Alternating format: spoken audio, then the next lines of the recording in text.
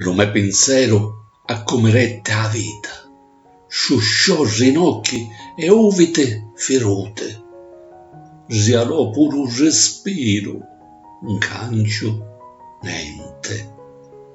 Caruta me vasò, mi disse, ora ti rugno un cuore e una cruciglia d'oro.